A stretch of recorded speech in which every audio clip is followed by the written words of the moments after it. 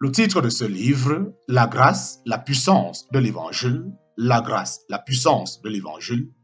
L'auteur de ce livre, c'est le bien-aimé frère André Oumak. Nous sommes au chapitre 8, titre du chapitre 8, Renouveler son intelligence. Chapitre 8, petit 2. Chapitre 8, petit 2. La mort se produit lorsqu'un être spirituel quitte son corps. Bien que l'esprit de ce chrétien aille avec le Seigneur, son corps reste ici-bas. Pendant un certain laps de temps, ce corps ne se décompose pas.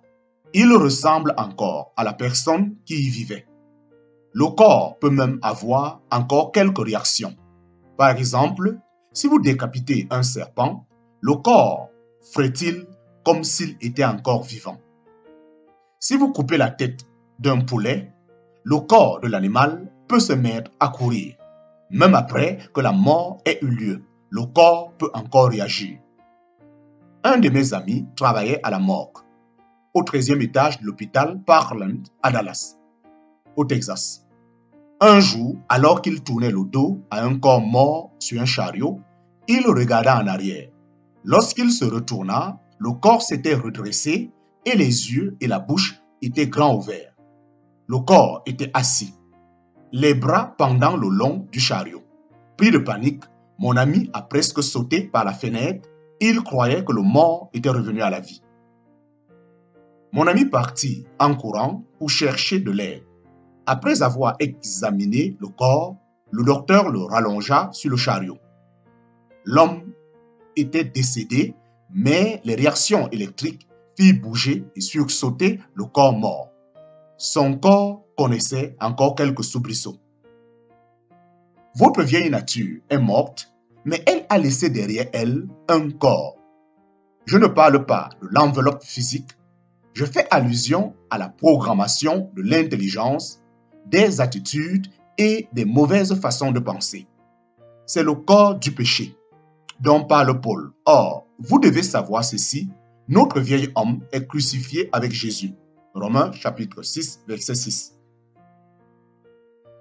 L'étape suivante est donc de détruire ce corps de péché en renversant les pensées et les émotions fausses à l'aide de la parole de Dieu, en les remplaçant par les pensées et les émotions plus conformes à sa parole. Ce processus s'appelle le renouvellement de l'intelligence afin que nous ne servions plus le péché. Romains chapitre 6, verset 6.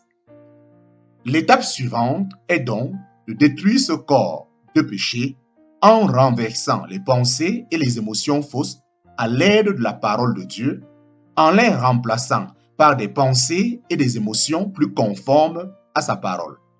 Ce processus s'appelle le renouvellement de l'intelligence afin que nous ne servions plus le péché. Romains chapitre 6, verset 6.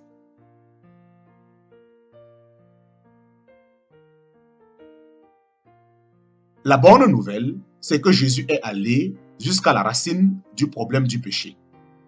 Il a radicalement neutralisé la nature du péché, de sorte que vous aussi, en Christ, vous soyez morts au péché.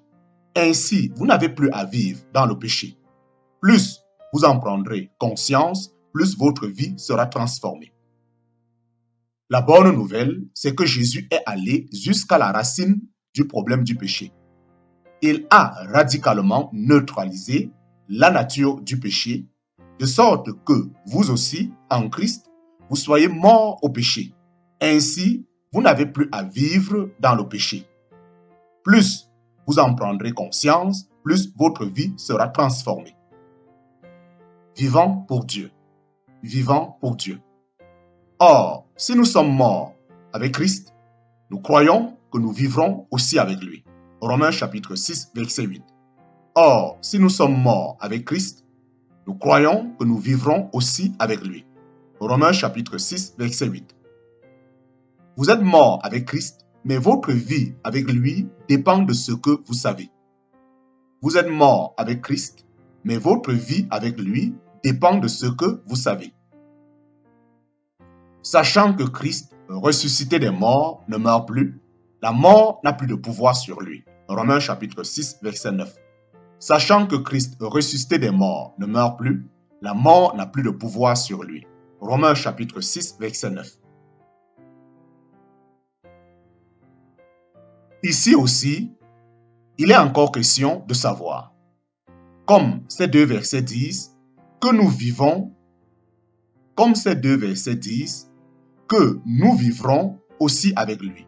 Sachant que, si vous ignorez ceci, si vous n'êtes pas établi dans cette vérité, vous en tirerez, vous.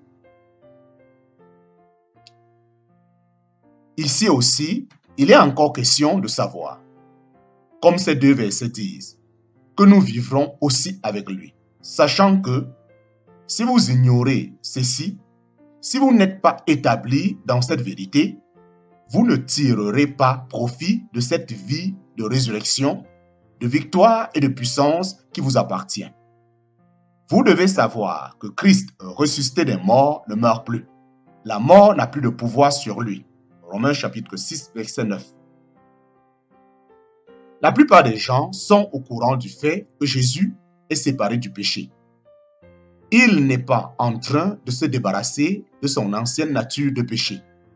C'est terminé, Jésus est parfaitement et totalement pur. Car il est mort et c'est pour le péché qu'il est mort une fois pour toutes. Il est revenu à la vie et c'est pour Dieu qu'il vit. Romains chapitre 6, verset 10. Car il est mort et c'est pour le péché qu'il est mort une fois pour toutes. Il est revenu à la vie et c'est pour Dieu qu'il vit. Romains chapitre 6, verset 10. Ce verset parle de Jésus. En général, les croyants l'admettent facilement. Mais examinons le verset suivant. Ainsi, vous-même, regardez-vous comme mort au péché et comme vivant pour Dieu en Jésus-Christ. Romains chapitre 6, verset 11. Ainsi, vous-même, regardez-vous comme mort au péché et comme vivant pour Dieu en Jésus-Christ. Romains chapitre 6, verset 11. Quelle affirmation radicale! Vous devez vous considérer comme mort au péché, comme Christ est mort au péché. Croyez-vous que Jésus possède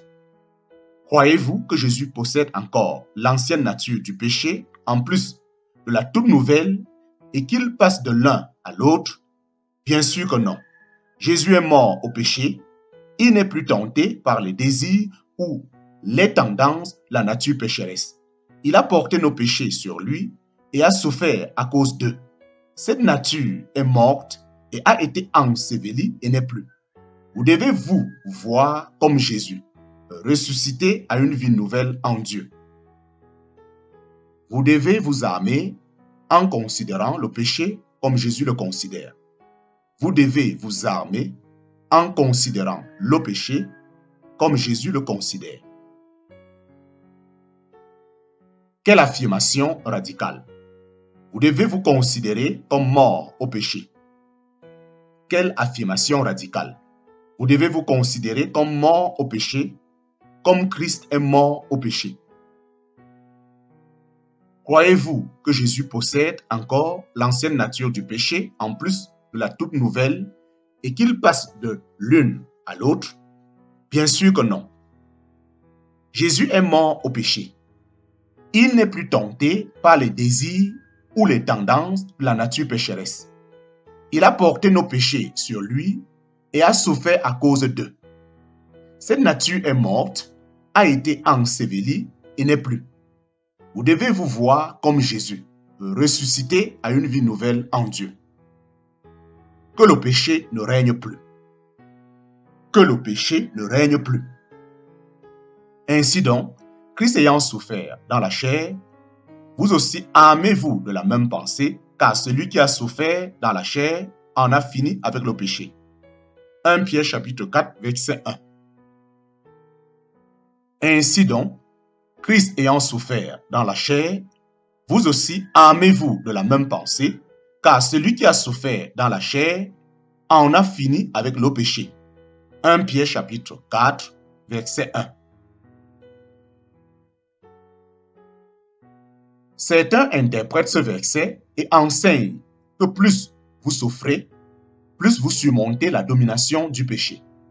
Ce n'est pas vrai. Certains de ceux qui ont le plus souffert ont été parmi les plus grands pécheurs. Ce verset explique que celui qui a souffert dans sa chair en portant nos péchés sur son corps et est mort pour nous, en a fini avec le péché. Le péché ne le domine plus. Certains interprètent ce verset et enseignent que plus vous souffrez, plus vous surmontez la domination du péché. Ce n'est pas vrai. Certains de ceux qui ont le plus souffert ont été parmi les plus grands pécheurs. Ce verset explique que celui qui a souffert dans sa chair en portant nos péchés sur son corps et est mort pour nous, en a fini avec le péché. Le péché ne le domine plus. Vous devez vous armer en considérant le péché comme Jésus le considère. Il en a fini avec le péché. Il n'a pas l'impression qu'une partie de lui-même est liée à la nature du péché. Il connaît la vérité. 1 Pierre chapitre 4, verset 1 et Romains chapitre 6, verset 11 disent tous deux que vous devez adopter la même attitude que Jésus a vis-à-vis du péché. Voici le fruit d'un tel choix. 1 Pierre chapitre 4, verset 1 et Romains chapitre 6, verset 11 disent tous deux que vous devez adopter la même attitude que Jésus a vis-à-vis du péché. Voici le fruit d'un tel choix. Que le péché ne règne donc point dans votre corps mortel et n'obéissez pas à ses convoitises. Romains chapitre 6, verset 12. Que le péché ne règne donc point dans votre corps mortel et n'obéissez pas à ses convoitises. Romains chapitre 6, verset 12. Il est clair, d'après ce verset, que vous avez la possibilité de mettre un terme aux actes pécheurs afin qu'il n'ait plus la place dans votre vie. La nature du péché elle-même est morte et a disparu, mais c'est à vous de déterminer si vous allez, d'après l'ancienne programmation, lui permettre de régner au travers du corps qu'elle a laissé derrière elle. Ne permettez pas à l'attirance que vous avez pour le péché de dominer sur votre corps mortel à cause d'une ancienne façon de penser. Cet ordre de la parole prouve que vous avez la capacité d'interdire au péché de régner dans votre vie. Il est clair, d'après ce verset, que vous avez la possibilité de mettre un terme aux actes pécheurs afin qu'il n'ait plus de place dans votre vie. La nature du péché elle-même est morte et a disparu, mais c'est à vous de déterminer si vous allez, d'après l'ancienne programmation, lui permettre de régner au travers du corps qu'elle a laissé derrière elle. Ne permettez pas à l'attirance que vous avez pour le péché de dominer sur votre corps mortel à cause d'une ancienne façon de penser. Cet ordre de la parole prouve que vous avez la capacité d'interdire au péché de régner dans votre vie. Vous n'êtes plus sous la loi. Vous n'êtes plus sous la loi. Vous n'êtes plus sous la loi. Ne livrez pas vos membres au péché comme des instruments d'iniquité, mais donnez-vous vous-même à Dieu comme étant vivants de mort que vous étiez et offrez à Dieu vos membres comme des instruments de justice, car le péché n'aura point de pouvoir sur vous, puisque vous êtes non sous la loi, mais sous la grâce. Romains chapitre 6, versets 13 à 14. Ne livrez pas vos membres au péché comme des instruments d'iniquité, mais donnez-vous vous-même à Dieu comme étant vivants de mort que vous étiez et offrez à Dieu vos membres comme des instruments de justice, car le péché n'aura point de pouvoir sur vous, puisque vous êtes non sous la loi, mais sous la grâce. Romains chapitre 6, versets 13 à 14. La loi n'a pas été donnée pour briser la domination du péché sur nous, mais pour la renforcer. La loi n'a pas été donnée pour briser la domination du péché sur nous, mais pour la renforcer. La puissance du péché, c'est la loi. En parenthèse, 1 Corinthiens chapitre 15, verset 56. La loi a redonné vie au péché. En parenthèse, Romains chapitre 7, verset 9.